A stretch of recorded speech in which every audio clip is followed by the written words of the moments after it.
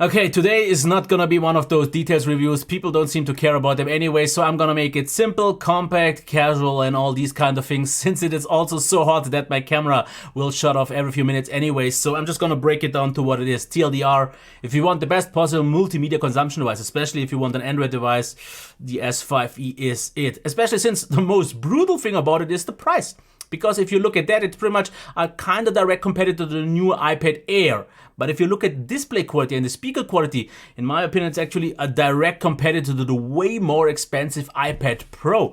I mean, I'm not the biggest fan of the design, I have to say, because I think they went overboard. This is, in my opinion, too thin and with too small bezels where I don't really know where to hold on to. Okay, I mostly use tablets in a tablet stand, so I don't really care about the weight or size, but I'm not gonna fault it for achieving that, since there is no real sacrifice besides maybe usability so much. But build quality is fine, the button placement is fine, everything else, and we have a fingerprint reader, all good.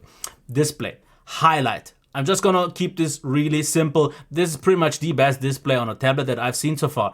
It is using 1440p, especially if you wanna watch YouTube videos, and this is noticeably sharper than what we get with 1080p on the iPad. So it's a brilliantly great made display, bright enough, great sharpness, great color saturation, AMOLED black, stunner. Especially for multimedia consumption, this is the one to go for, along with those killer speakers. I mean, I would say that these are at least on par, if not sometimes in a few situations better than on the iPad Pro, because I think sometimes the stereo separation is a little bit better and it can be ever so slightly louder. Quad speakers, killer. And I mean, these are amazing on the iPad Pro, but considering this is so much cheaper and just as good, if not better, I'm blown away. Okay, no headphone jack, okay. The next thing that is maybe just okay is the performance. Here, it's nowhere near the iPad Pro, and I don't think even the iPad Air, because performance, I'm not that happy. It performs okay, it's not like crazy fast, it's not crazy smooth, but it gets the job done, especially since on a tablet I don't think it's that crucial. For me personally, if I would want to do more than just watch YouTube videos, Netflix and all that, it's not good enough. But for the casual browsing, so it is fine, especially since the battery life is more than just fine. Full charge, 2.5 hours, and actual use, I would say at least like 8 hours, maybe to 10, 11 in some cases. Because when I did my YouTube test, I would have ended at about 12 hours. But if I watch consistently, like Netflix, for example, I watched the whole season of Lucifer, I went down to like 8 hours, which is still good. And I normally use like 9 hours. Standby rain was also very good. I'm not gonna go into the software. It's pretty much one UI. I guess you've seen it somewhere all around already. I like it. I like it a lot, but I don't like it nearly as much as I do iOS, or soon also actually iPad OS on the iPad side. And I'm not an Apple fanboy, but I think for tablets, the way that this navigation works, that the apps work along with the pen and so, is just way more convenient. And this is actually one thing missing here, the pen support. I don't know why they ditched it. It would have been nice, especially on something so small, it would have been a great notepad, but the software itself is absolutely great. Cameras are there.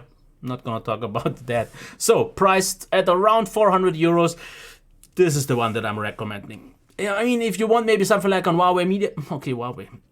These days maybe not so much, but if you want a great multimedia consumption device, those also have great displays, great speakers and so on.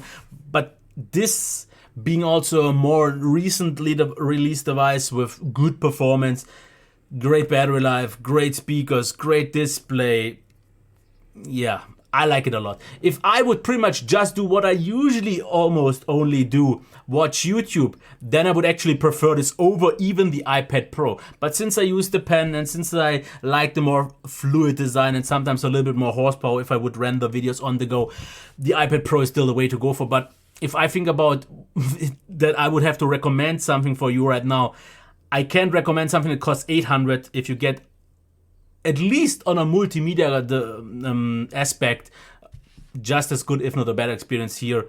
This is a killer device. Okay, I have to mention one thing maybe. The kind of, what was it called? The jello effect is here available on this device. I don't really mind it so much. Some people will maybe, especially if you use your phone a lot. Yeah, this is what I meant. So it's pretty much shutting off. This is a sign that I should, yeah, ditch this video. Bye.